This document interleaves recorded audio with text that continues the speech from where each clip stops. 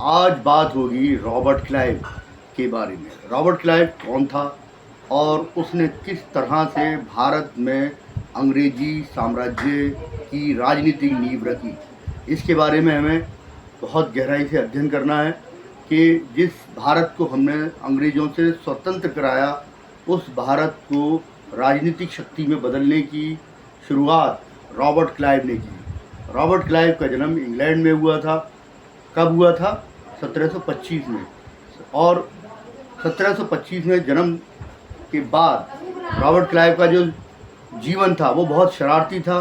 उसकी वजह से गांव के लोग बहुत परेशान रहते थे और जिस वजह से उसके पिता ने कंपनी में उसको एक क्लर्क के पद पर नौकरी दिलवा दी। और क्लर्क के पद पर रहते हुए भी क्लाइव पूरी तरीके से संतुष्ट नहीं था, जिस वजह से कंपनी ने क्लाइव को भारत भेज दिया। भारत में भी क्लाइव एक उदासीन व्यक्ति की तरह अपना जीवन जी रहा था, लेकिन धीरे धीरे उसकी किस्मत ने उसको एक अच्छा ऑफ़र दिया और वो बंगाल का गवर्नर बन गया। गवर्नर बनने के बाद उसने देखा कि बंगाल का नवाब सिराजुद्दौला उसके व्यापार में बाधाएं उत्पन्न कर रहा है, जिस वजह से क्लाइव की दिक्कतें बढ़ने लगी थी। और इन सब को दूर करने के लिए क्लाइव ने मीर जाफ़र, अमी चंद, जगत सेठ जैसे लोगों के साथ ताल्लुक़ बढ़ाया और सिराजुद्दौला को 23 जून 1757 को प्लासी के युद्ध में पराजित कर दिया।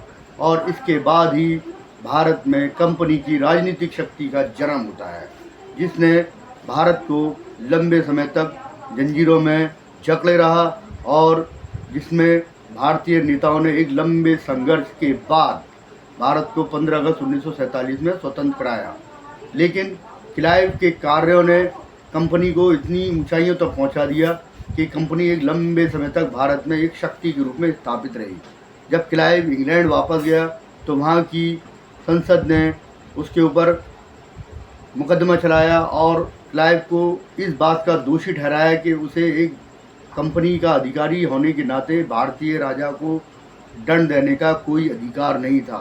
क्लाइव को उसके कार्यों के कारण स्वतंत्र तो कर दिया गया, लेकिन क्लाइव इस घटना से बहुत ज़्यादा आहत हुआ, जिस वजह से 22 नवंबर 1774 को क्लाइव ने आत्महत्या कर ली। ये वीडियो आपको कैसा लगा मुझे ज़रूर बताइएगा। धन्यवाद।